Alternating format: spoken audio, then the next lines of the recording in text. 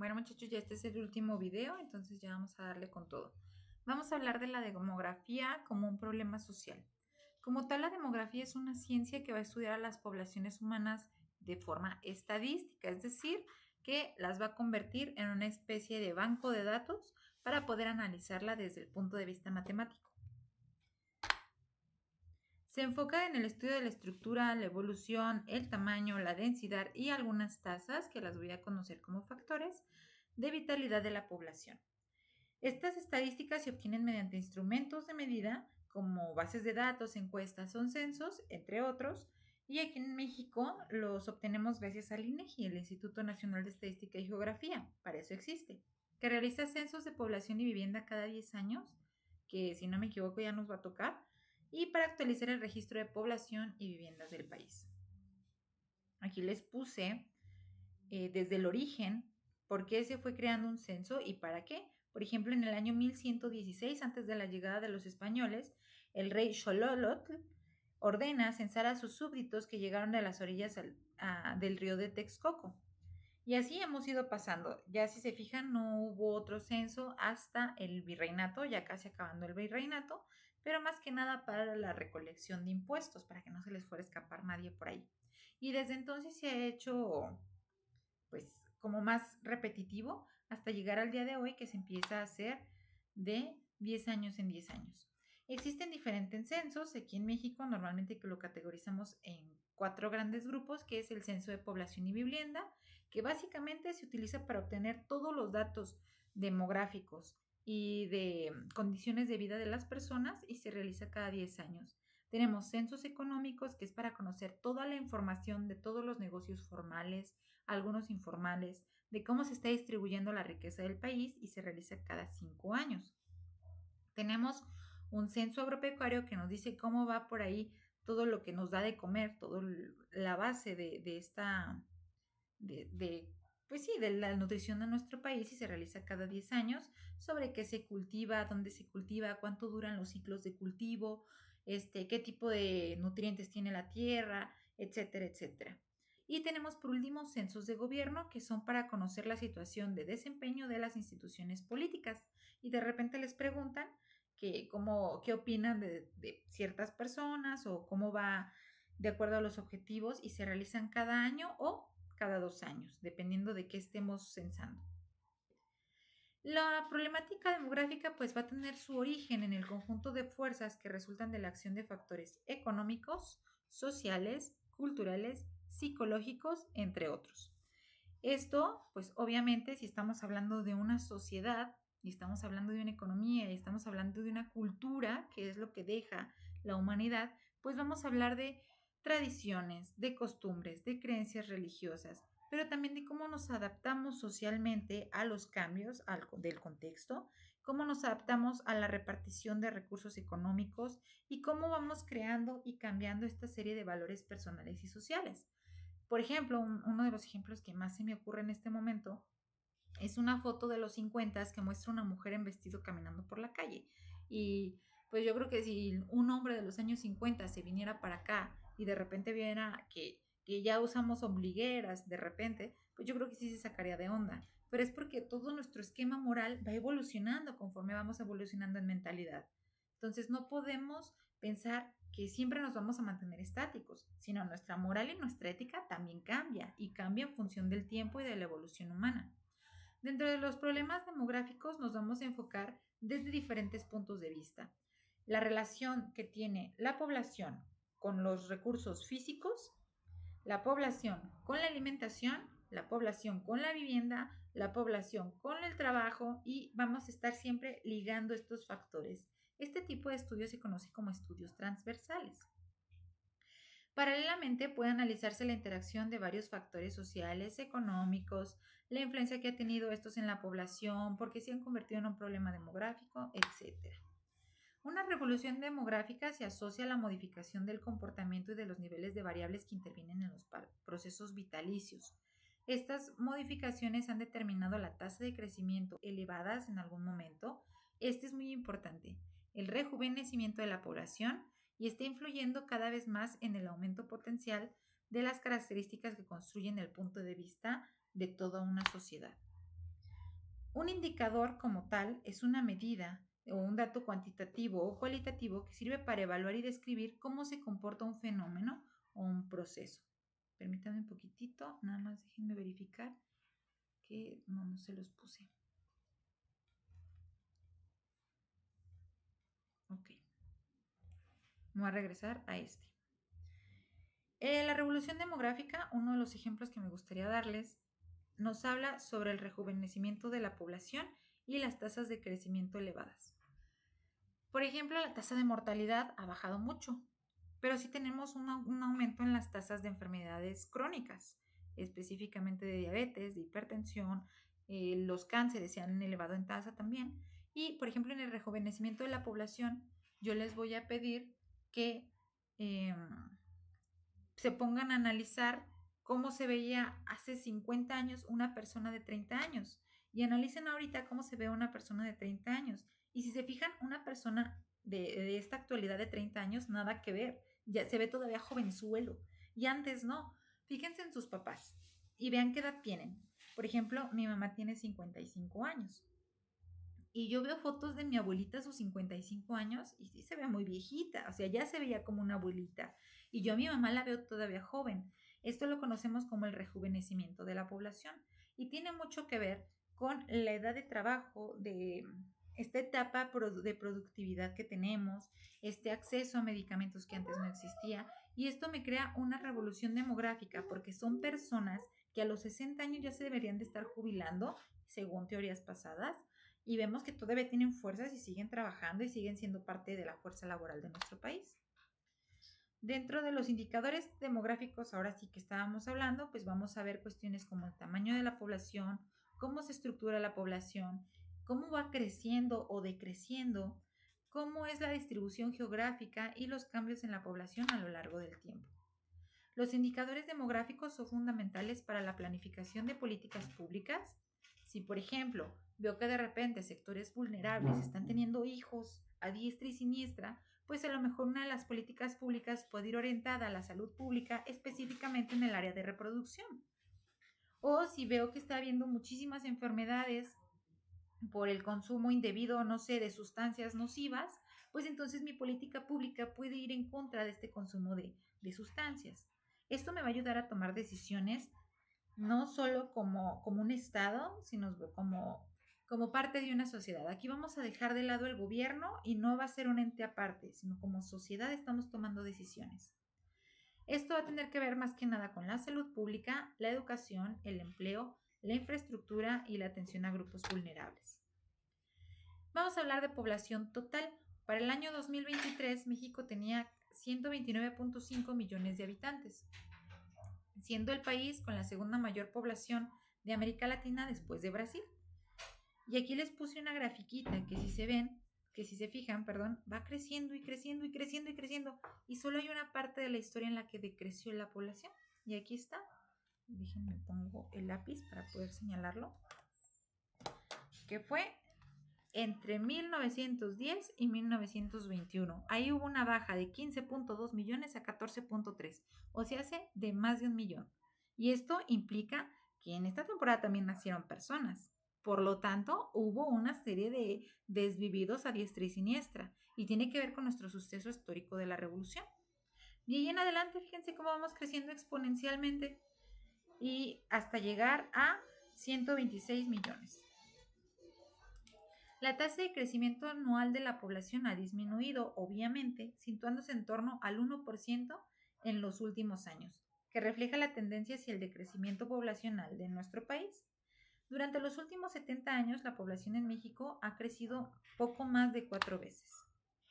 Aquí les puse un esquema donde los países con más población, con más densidad, pues más habitantes, se ve más oscura. Por ejemplo, aquí tenemos las zonas del Estado de México, de Ciudad de México, de Veracruz, de Jalisco, y vemos también zonas muy despobladas, por ejemplo la Baja Sur, y del otro lado en nuestra península de Yucatán, en Campeche, también vemos muy poca población. Dentro de los países más poblados del mundo encontramos que somos el primero, segundo, tercero, cuarto, quinto, sexto, el 11º país más poblado del mundo. La población en México va a alcanzar su máximo histórico. Si se fijan, nosotros íbamos, esta es nuestra tablita, nosotros íbamos en crecimiento exponencial. Y va a llegar un punto donde choquemos y ahora sí, vamos para abajo. Este punto va a ser, según estadísticas, para el año 2052, con una población máxima de 147.022.000 habitantes. Luego, después de esto, nos vamos a reducir igual, constante y exponencialmente.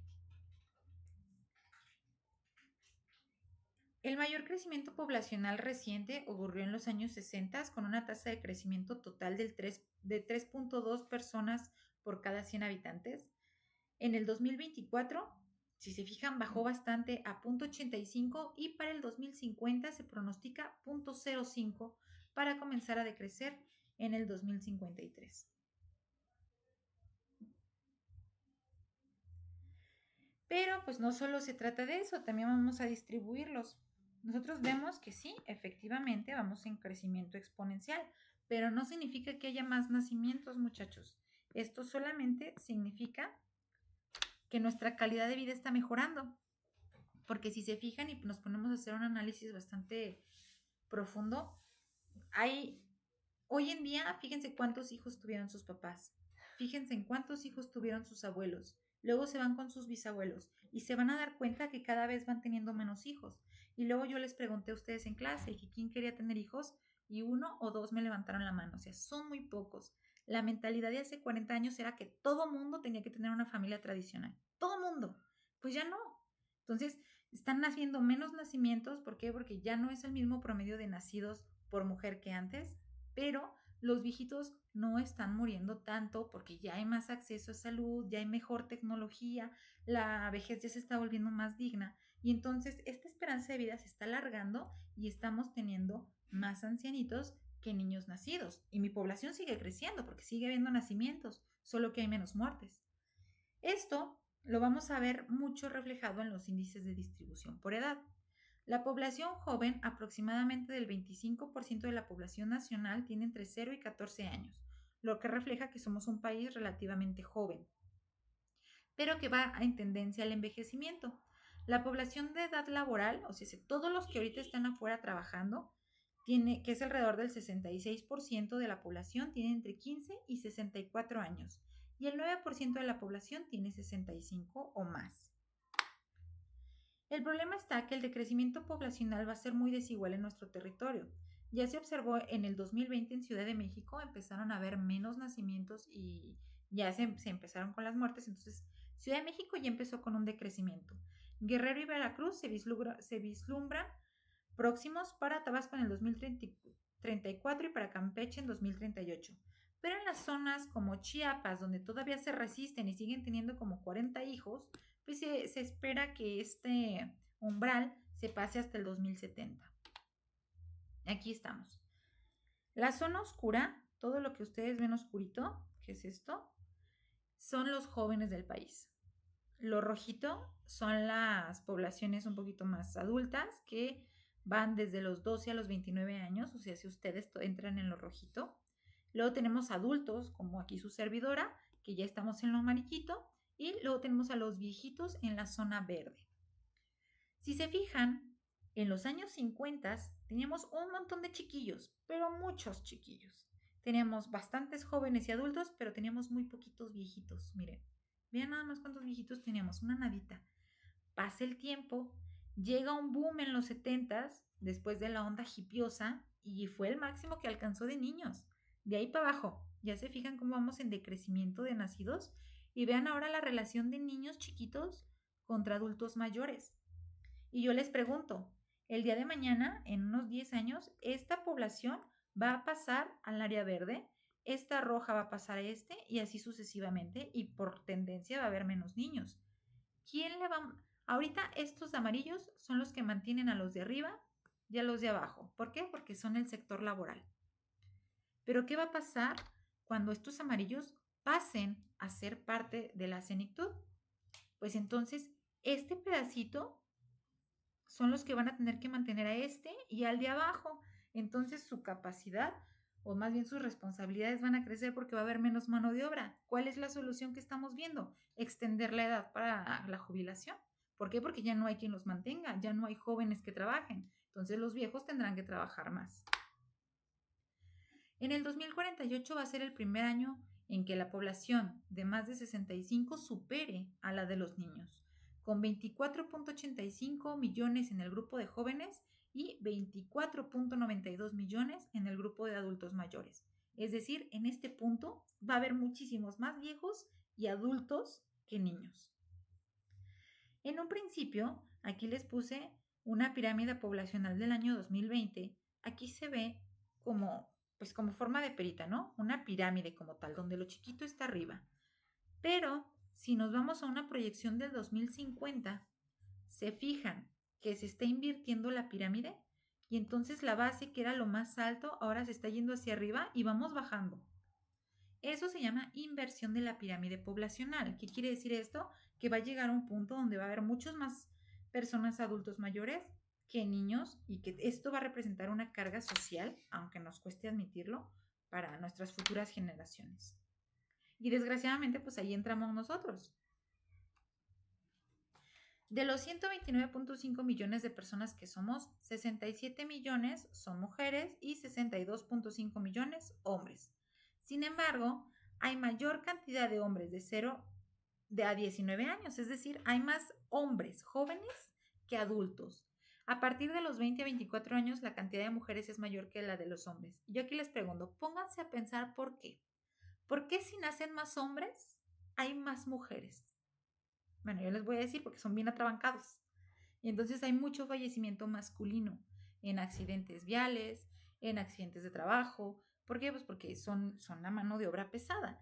Seamos muy claros, a pesar de que todavía existe o estamos trabajando por la igualdad de género, todavía existe este problema de que les estamos cargando la mano en cuestión de trabajos pesados al sector masculino.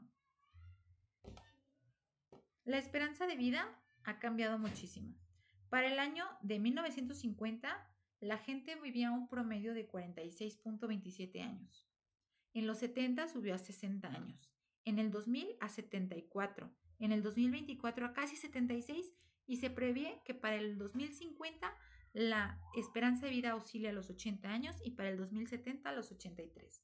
Si estamos hablando de que una esperanza de vida es un promedio de edad vivida.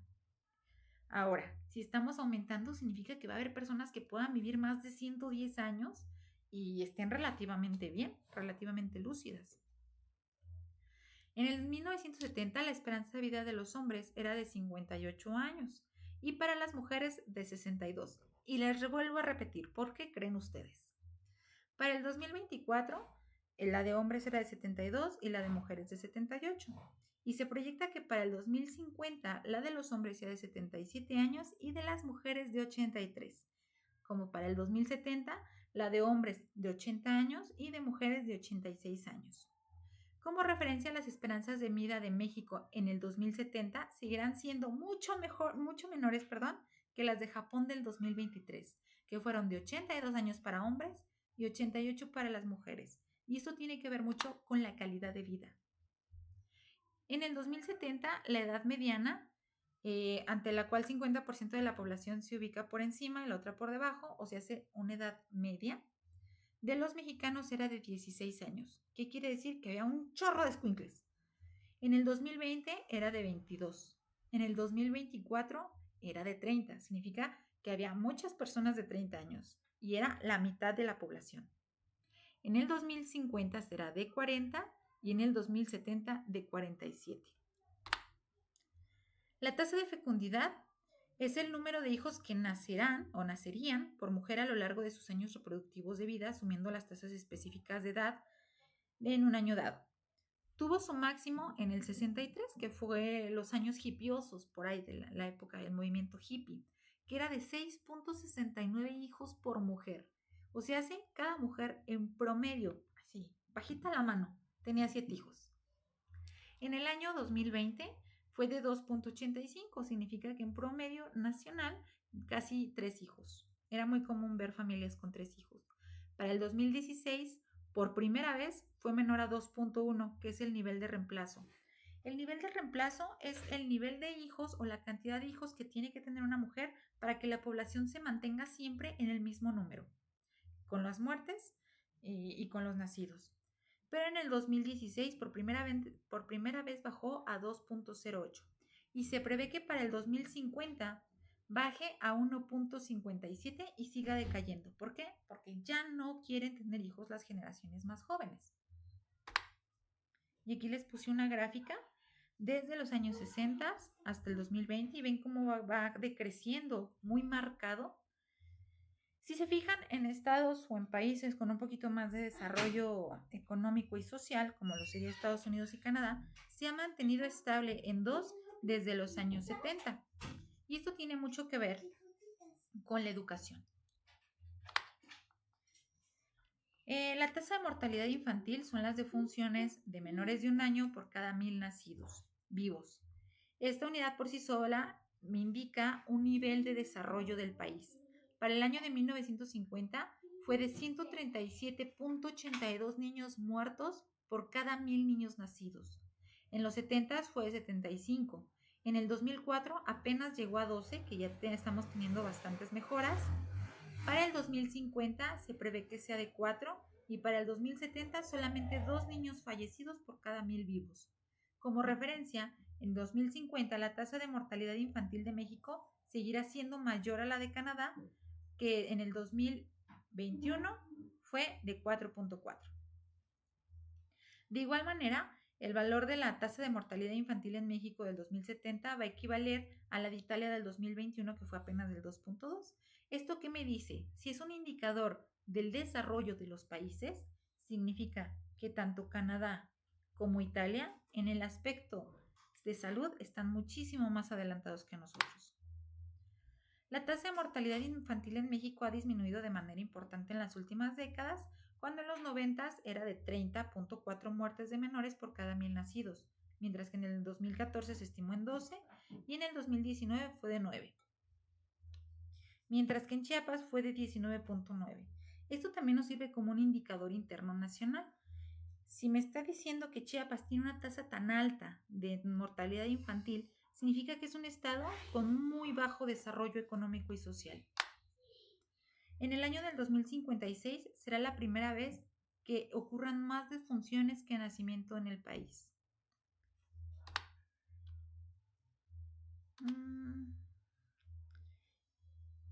Esta no se las voy a poner, pero sí vamos a hablar del caso de Corea del Sur. Este se conoce como la línea de la muerte.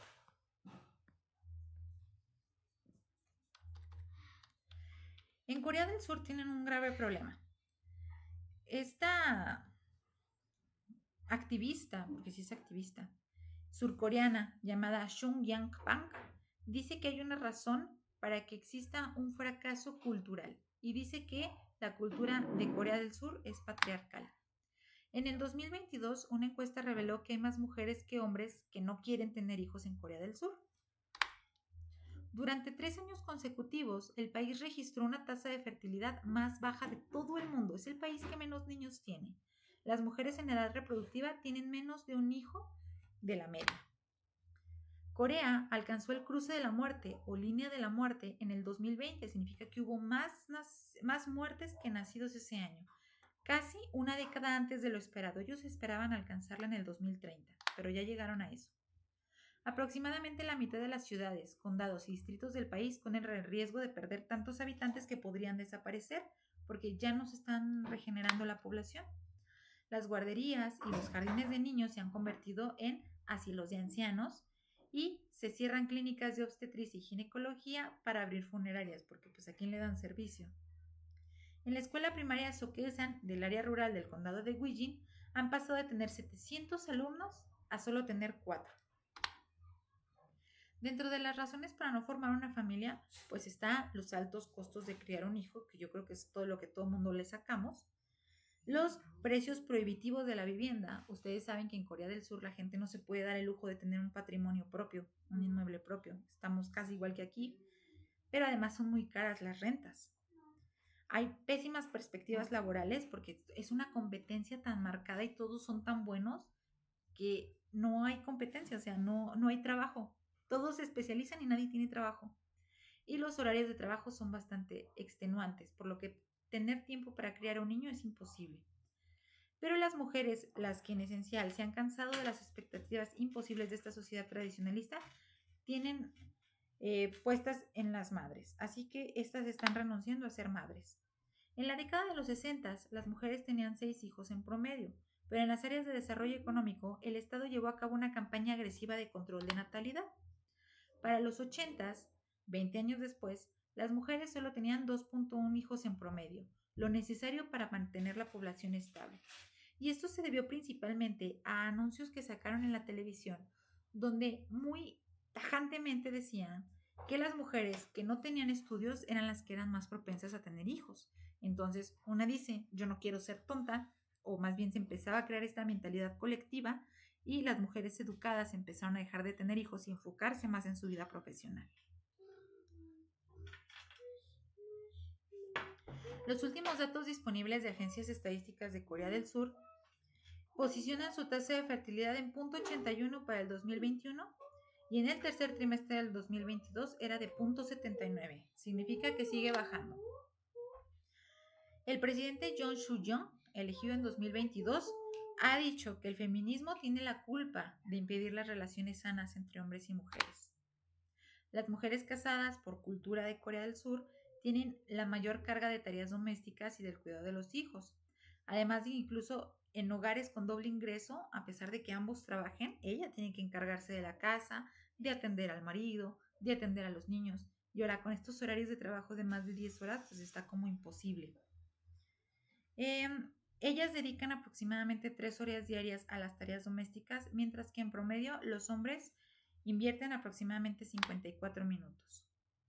La discriminación de las empresas contra madres trabajadoras también es un factor bastante abundante. El gobierno Yoon ha eliminado el término igualdad de género en los manuales escolares del próximo año y han cancelado financiamientos para programas que combaten el sexismo cotidiano. Si la igualdad de género y el feminismo les parecen tan importantes, deberían de hacerlo con su propio dinero y con su propio tiempo, fue lo que dijo el presidente. Es evidente que en países donde el reparto de las tareas en el cuidado de los hijos está muy desproporcionado o que carecen de permisos por paternidad remunerados a nivel nacional, como Japón y Estados Unidos, las tasas de fertilidad también van en descenso. Los países donde los padres son más cooperativos y existen buenas políticas familiares, como en Suecia, a lo que reconocen diversidad de parejas, o como Francia, que han tenido más éxitos a la hora de estabilizar o incluso de aumentar sus tasas de natalidad. Las Naciones Unidas prevé que Corea del Sur, de 51 millones de habitantes, se habrá reducido a la mitad antes de que acabe este siglo, lo que está en juego la supervivencia de toda la nación. Y yo aquí les pregunto, si empieza a bajar esta población, ¿quién va a mantener a las personas mayores? Ellos van a tener que trabajar porque ya no hay gente, ya ni siquiera jóvenes, ya no hay gente, ya no van a tener este recapitular social que nosotros sí tenemos como una población relativamente estable, ellos ya no lo tienen. Y el problema es que no puedes cargarle la mano porque no existen ayudas sociales para que existan más poblaciones. No sé si me explico y si no, me mandan un mensajito para aclararlo. Los problemas sociales en México causados por factores demográficos están estrechamente relacionados con la distribución, el crecimiento y la composición de la población en general. Primero que nada tenemos la desigualdad regional.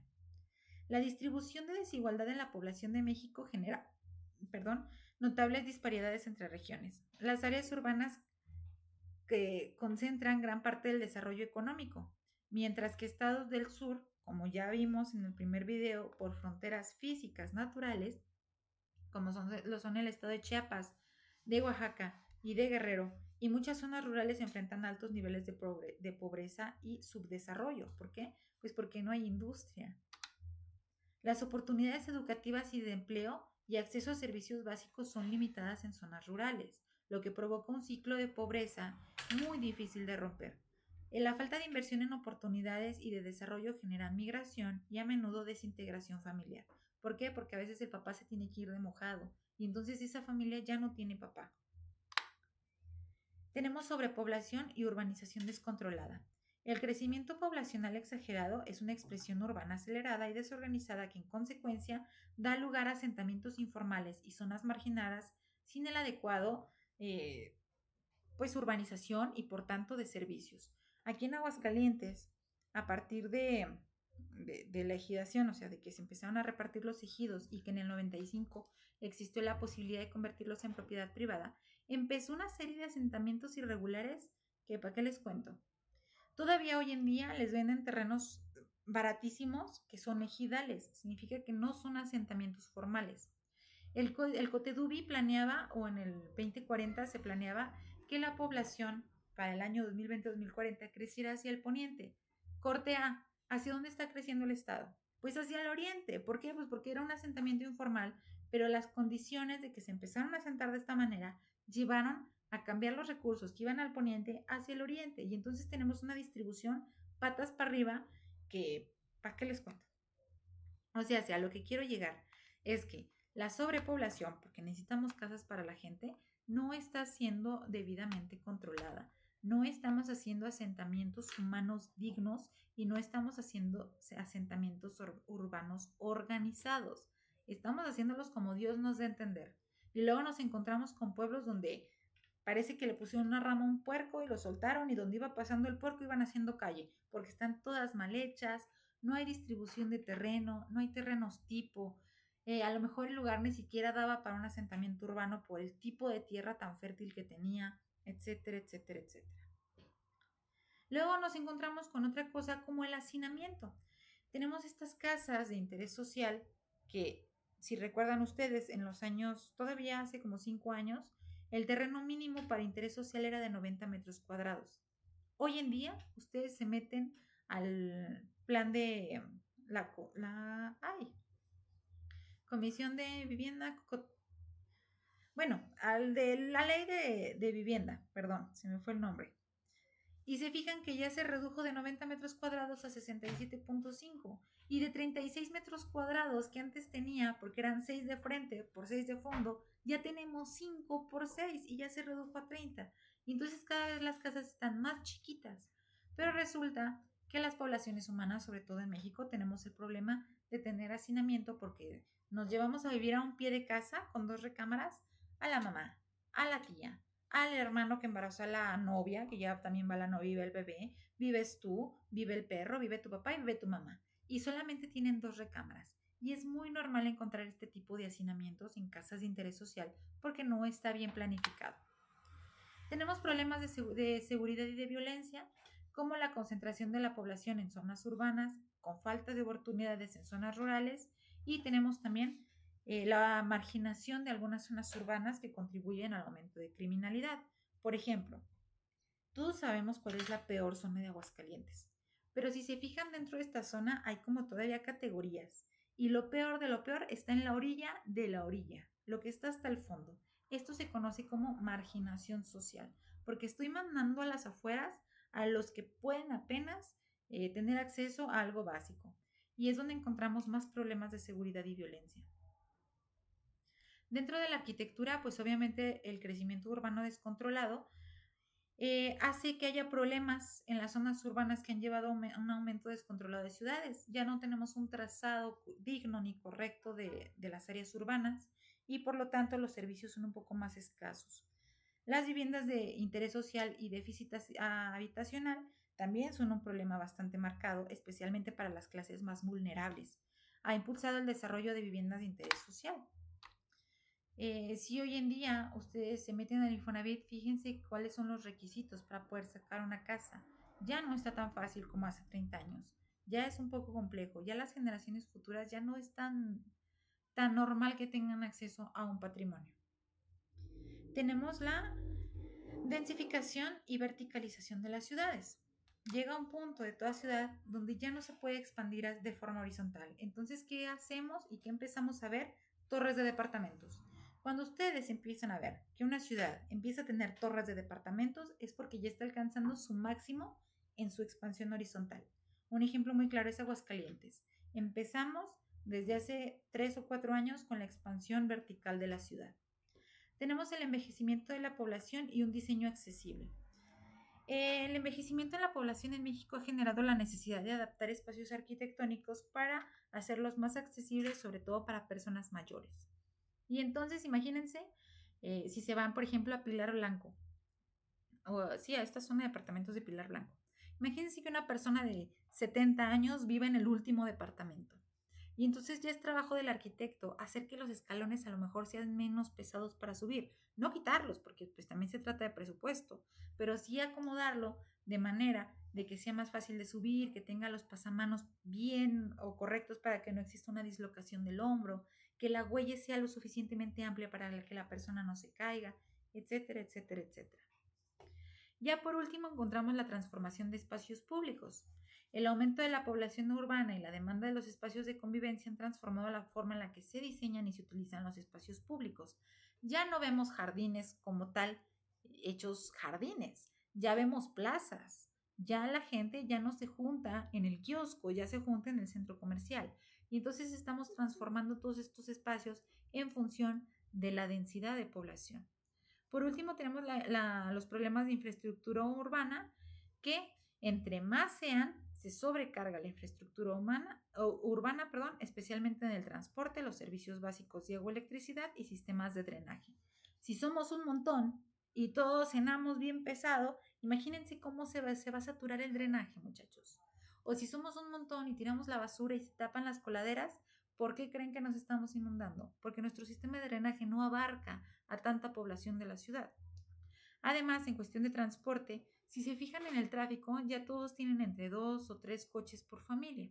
Esto quiere decir que si somos un montón de familias, pues ¿cuántos coches no va a haber? Y esto también tiene mucho que ver con la deficiencia en nuestro sistema público de transporte.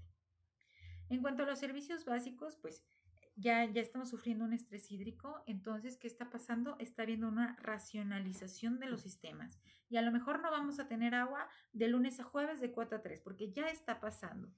Esos son los principales problemas de la arquitectura. Hasta aquí viene su examen. Les voy a subir la presentación para que la estudien junto con las actividades que me tienen que entregar. Y los veo el día lunes a las 8 de la mañana. Su examen va a durar 1 hora nada más. El día martes tenemos visita de obra. Sin más por el momento, y cualquier duda me mandan un mensajito.